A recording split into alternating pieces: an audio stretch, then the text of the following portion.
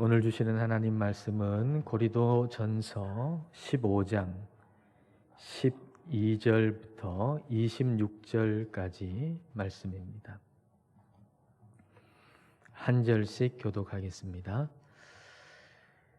그리스도께서 죽은 자 가운데서 다시 살아나셨다 전파되었거늘 너희 중에서 어떤 사람들은 어찌하여 죽은 자 가운데서 부활이 없다 하느냐.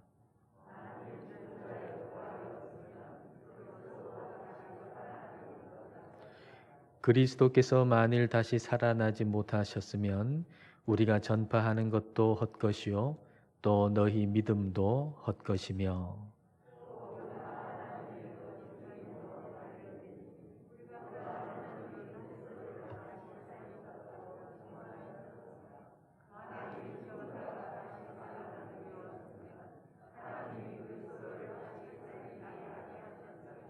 만일 죽은 자가 다시 살아나는 일이 없으면 그리스도도 다시 살아나신 일이 없었을 터이요.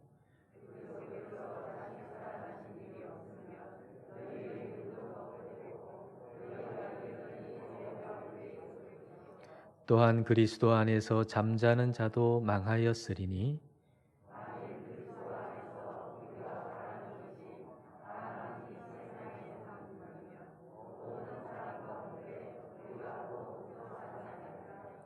그러나 이제 그리스도께서 죽은 자 가운데서 다시 살아나사 잠자는 자들의 첫 열매가 되셨도다.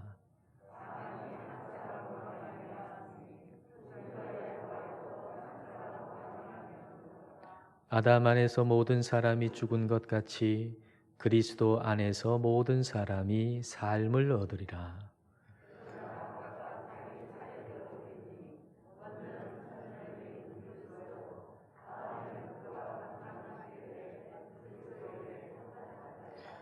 그 후에는 마지막이니 그가 모든 통치와 모든 권세와 능력을 멸하시고 나라를 아버지 하나님께 바칠 때라.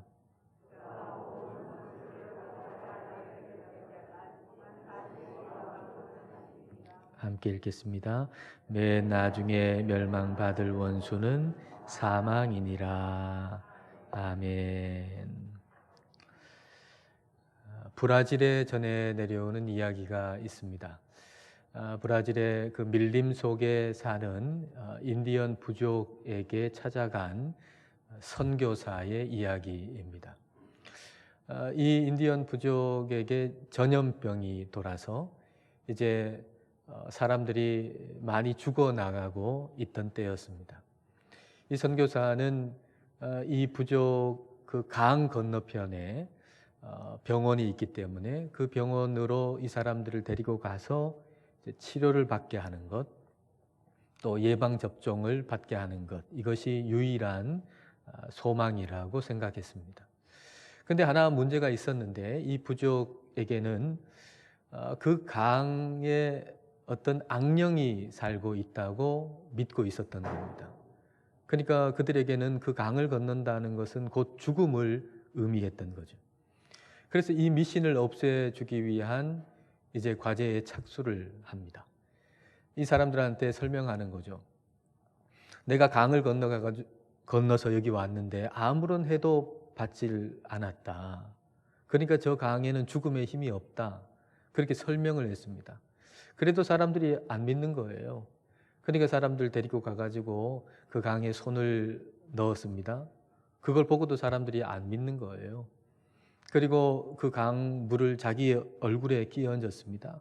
그걸 보고도 그 사람들이 믿질 않은 거예요. 그래서 이제 마지막으로 자기 자신은 이제 완전히 그 강물에 들어가 가지고는 헤엄을 쳐서 그 반대편에 나와서 이제 그 강에 죽음의 힘이 없다는 걸 증명해 보이고 그리고 승리의 이 주먹을 힘껏 들어 올렸습니다.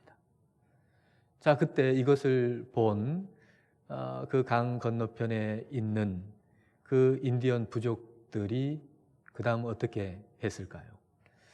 자, 1번, 2번 중에 여러분 한번 골라보십시오. 1번, 와, 저 사람이 우리가 죽음의 강이라고 생각했던 저 강을 건너갔으니 우리도 저 사람을 따라서 건너갈 수 있다라고 환호하고서는 선교사를 따라서 건너갔다. 2번, 와, 저 사람이 저 강을 건넜으니 저 사람이 위대하고 특별하다라고 하는 것은 인정하겠다. 저 사람 참 대단하다. 그러나 우리가 할 수 있는 일은 아니다. 우리하고는 상관없다. 2번. 1번이죠. 이 이야기는 1번으로 진행이 됩니다. 그런데 2번을 선택하는 사람도 있습니다. 이 이야기는 예수님이 죽음을 이기시고 부활하신 이야기하고 아주 흡사하잖아요. 근데 1번을 골라야 되는데 2번을 고르는 사람도 있습니다. 예수님 대단하다. 예수님은 죽음을 이기시고 부활하셨다. 그러나 우리는 아니다. 이렇게 생각하는 사람이 실제로 고린도 교회 성도들 가운데 있었다는 얘기입니다. 여러분 12절 말씀을 보겠습니다. 그리스도께서 죽은 자 가운데서 다시 살아나셨다 전파되었거늘 너희 중에서 어떤 사람들은 어찌하여 죽은 자 가운데서 부활이 없다 하느냐. 너희 중에 어떤 사람들, 고린도 교회 성도들 중에 어떤 사람들, 예수님 믿는다고 하는 사람들 중에 어떤 사람들, 그 사람들은 어떻게 생각했느냐 하면은 죽은 자의 부활이 없다라고 생각했다는 겁니다. 죽은 자의 부활이 없다라고 하는 이 얘기는 뭘까요? 예수님 부활하신 거 난 못 믿겠다 이런 얘기가 아닙니다. 예수님이 죽으시고 부활하신 거 믿는다. 그분은 하나님이시니까 그분은 죽으시고 부활하셨다. 그러나 내가 예수님 부활하신 것처럼 부활의 몸을 입는다고 하는 거 그거는 못 믿겠다 라고 하는 사람들이 고린도 교회 성도들 가운데 있었다는 얘기죠. 근데 성령님께서는 우리에게 말씀해 주십니다. 예수님의 다시 사심은 예수님만을 위한 게 아니라는 거죠. 예수님이 다시 사신 것은 예수님이 하나님이시다라고 하는 걸 명확하게 증명하는 것인데 그것만이 아니라 우리도 예수 그리스도를 믿는 우리도 예수님과 같이 부활의 몸을 입는다라고 하는 것을 알려주는 부활의 첫 열매다라고 하시는 겁니다. 자, 20절 말씀 보겠습니다. 자, 같이 읽을까요? 그러나 이제 그리스도께서 죽은 자 가운데서 다시 살아나사 잠자는 자들의 첫 열매가 되셨도다. 예수님께서 부활하신 것은 부활의 첫 열매라는 거예요.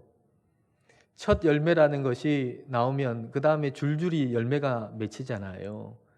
첫 열매라고 하는 것이 그거 하나만 딸랑 있다라고 하는 걸 얘기하는 게 아니지 않습니까?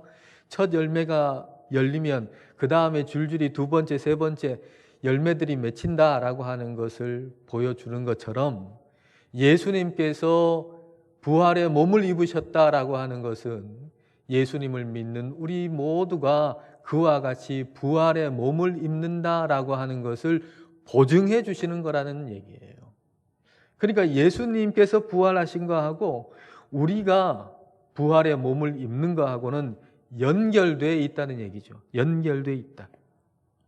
따라서 우리가 부활의 몸을 입는 것을 믿지 못한다면, 부활의 몸을 입는 것이 없다면, 그러면 그리스도가 다시 사는 것도 있을 수 없다는 얘기예요. 두 가지가 연결되어 있으니까. 자, 13절 말씀 보십시오. 만일 죽은 자의 부활이 없으면 그리스도도 다시 살아나지 못하셨으리라.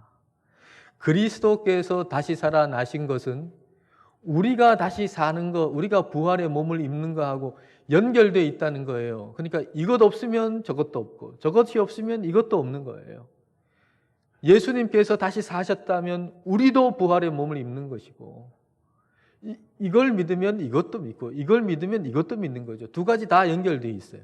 그런데 예수님께서 부활하셨다는 것은 믿는데 내가 부활의 몸을 입는 것은 못 믿겠다라고 한다면 내가 예수님을 믿는다라고 하는 것이 다 헛된 것일 수밖에 없다는 얘기입니다.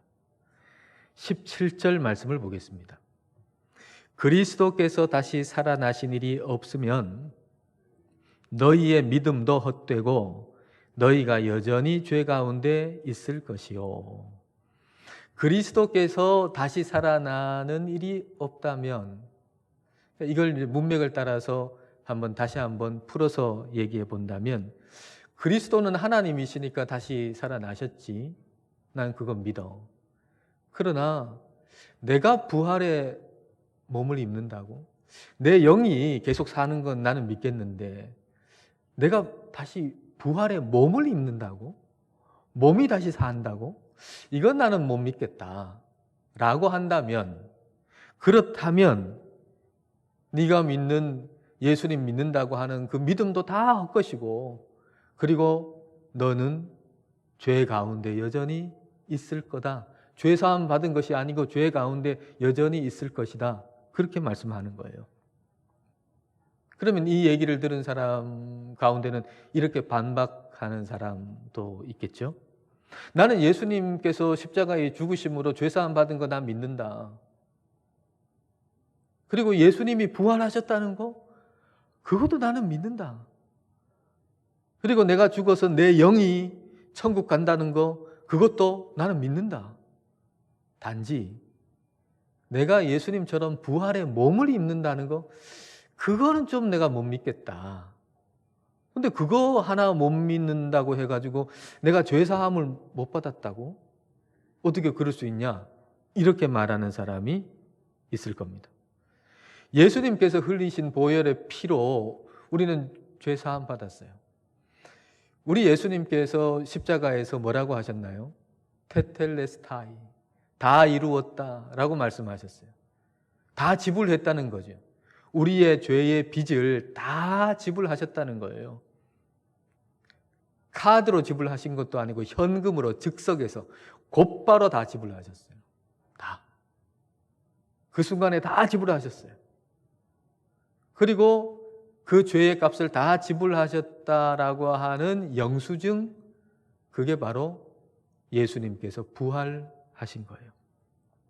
오늘 본문은 뭘 얘기하셨냐면 그 영수증 꼭 챙기고 있어야 돼. 그 영수증 없으면 안 돼. 그 말입니다. 십자가에서 그 즉시 다 지불하셨어요. 다. 그리고 그 영수증이 바로 예수님 다시 사심인데 그 영수증 꼭 챙기고 있어야 돼. 그 말이에요. 그 영수증 없으면 안 돼. 그 말이에요. 이에 대한 좋은 예가 없을까라고 생각을 하다가 한 가지 좋은 예가 될 수 있겠다 하는 것이 떠올랐어요.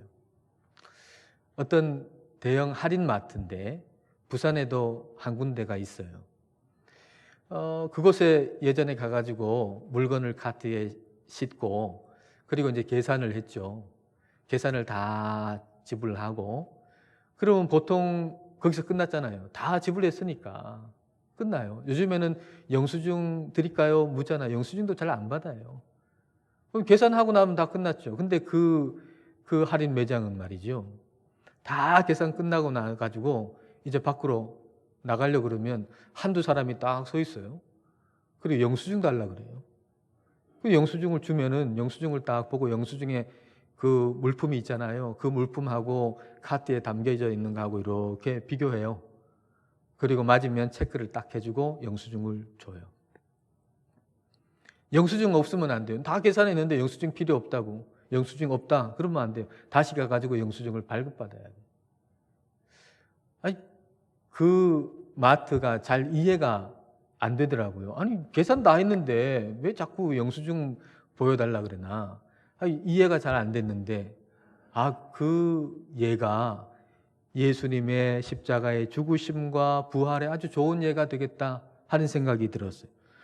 분명히 예수님께서는 십자가에서 다 이루었다 그랬어요. 그 즉시 모든 죄를 다 사하셨어요. 다 완벽하게 지불하셨어요. 근데 그것을 확증하는 영수증이 바로 예수님의 부활하심이에요. 다시 사심이에요. 이걸 우리는 이 영수증을 반드시 가지고 있어야 돼요. 여러분, 이 영수증 가지고 계십니까? 이 영수증을 가지고 있다라고 하는 의미는 나는 예수님께서 죽으셨고 다시 사셨다는 걸 믿습니다. 또한 예수님이 다시 사심으로 말미암아서 나도 예수님과 같은 부활의 몸을 입을 것을 믿습니다라는 의미예요. 그러니까 우리가 예수님을 믿는다라고 할 때는 최소한 세 가지가 반드시 포함되어야 돼요. 첫 번째, 예수님께서 나를 위해서 십자가에서 죽으셨습니다. 그래서 내 모든 죄가 다 사해졌습니다. 두 번째, 예수님은 죽으셨다가 다시 사셨습니다.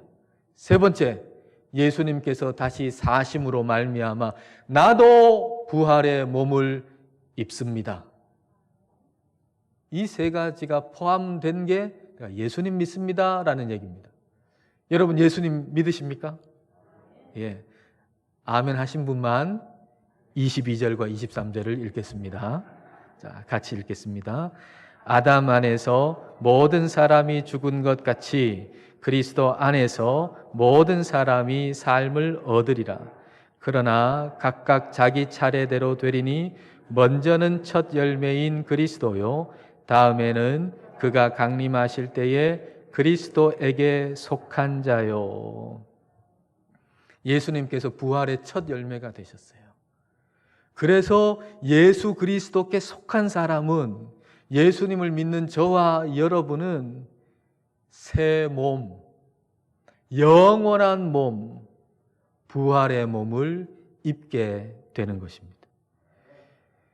여러분, 우리의 이 몸이 전부가 아니에요. 우리가 입을 그 영원한 몸, 부활의 몸을 여러분 한번 상상해 보세요. 얼마나 아름다울까요? 얼마나 멋있을까요?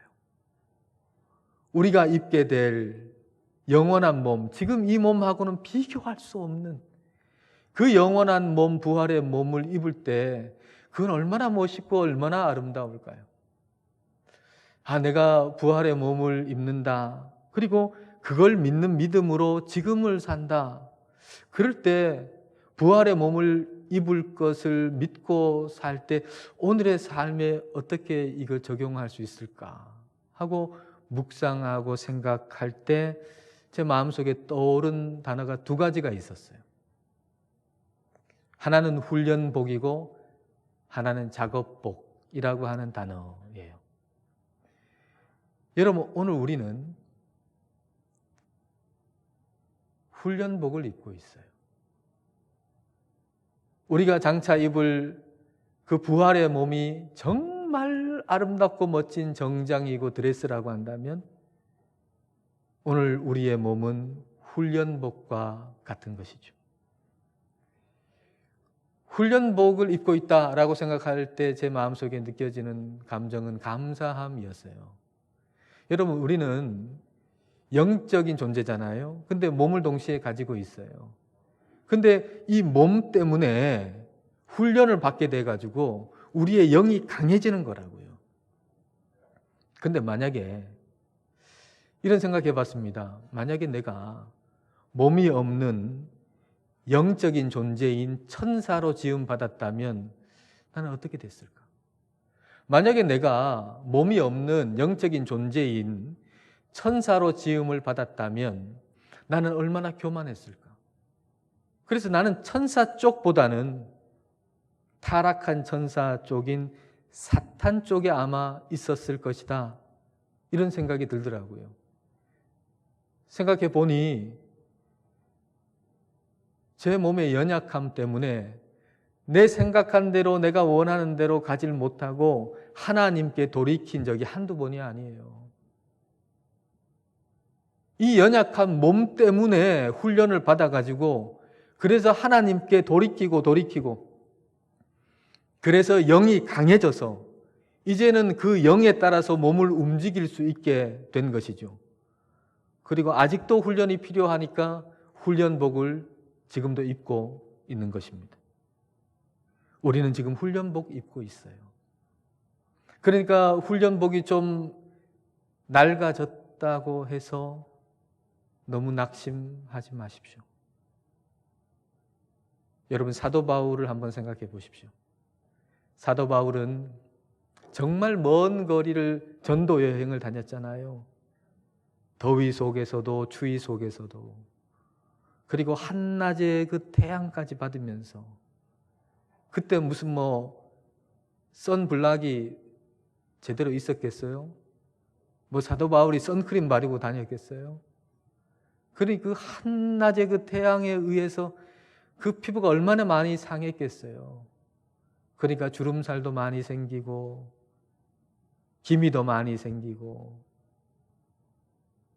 그리고 탈모도 빨리 왔겠죠.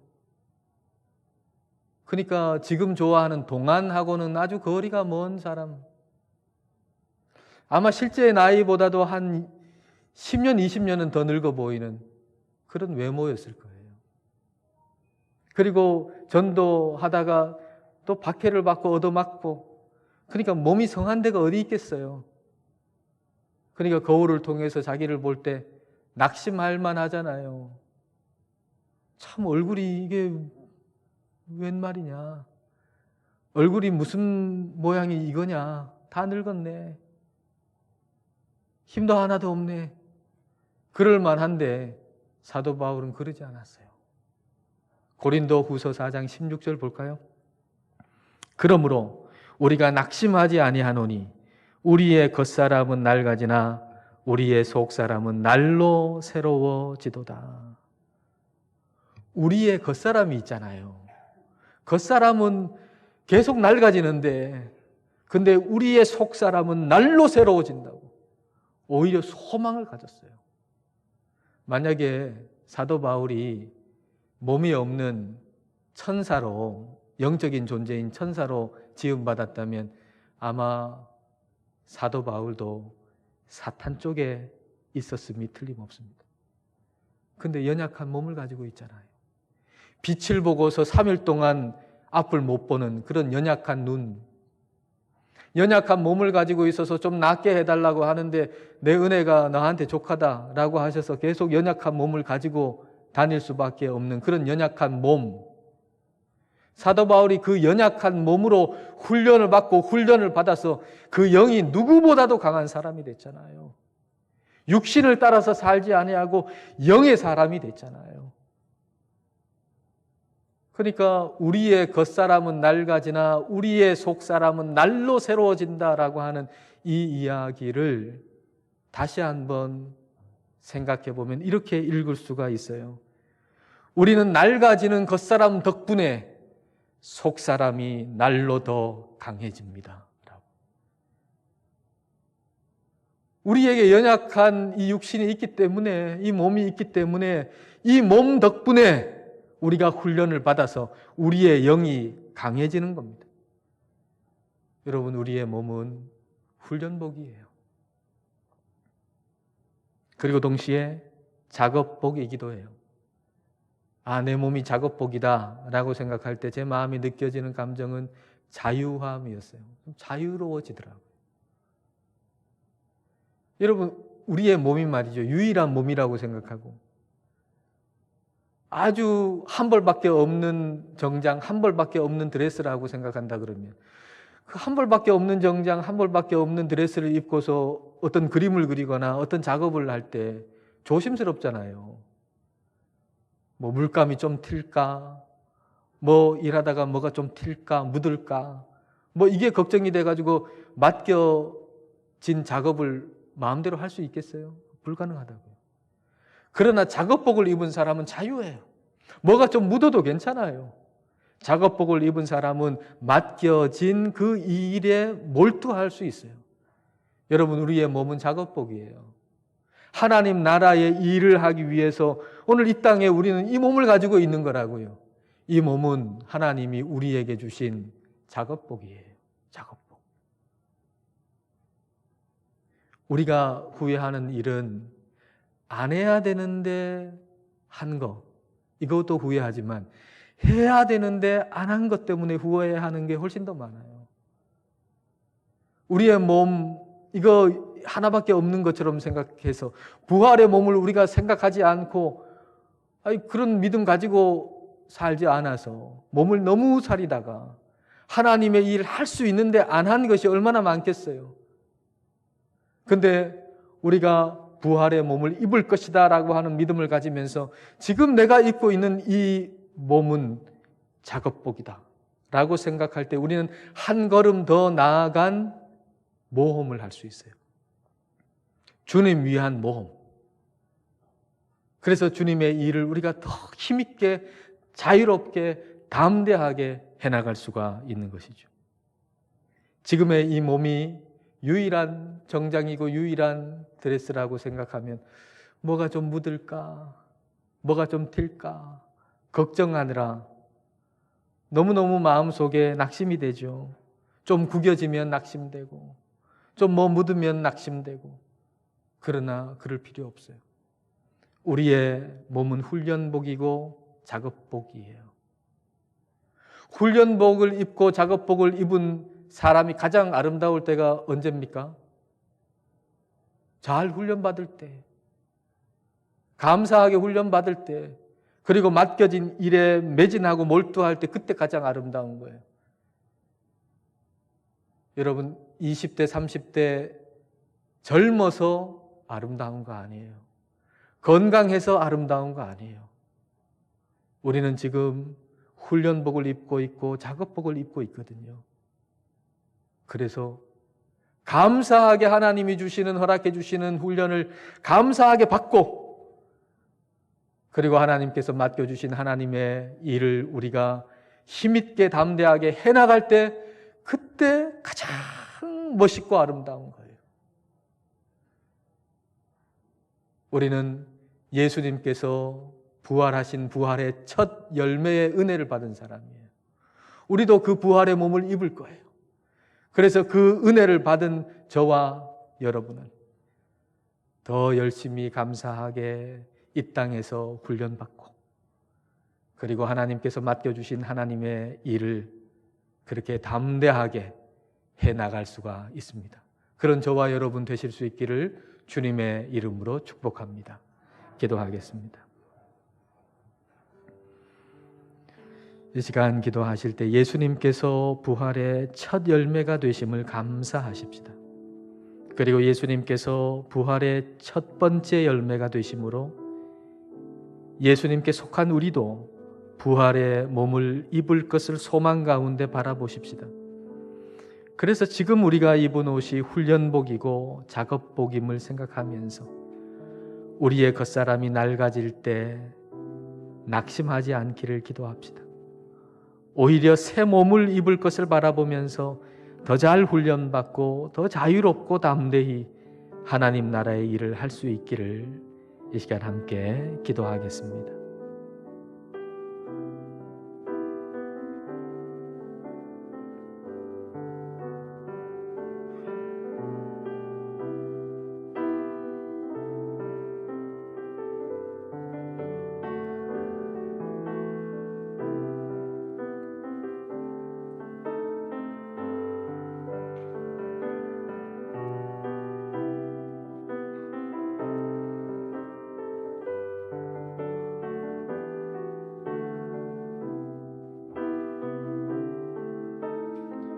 죽음을 이기시고 다시 사신 주님을 찬양합니다.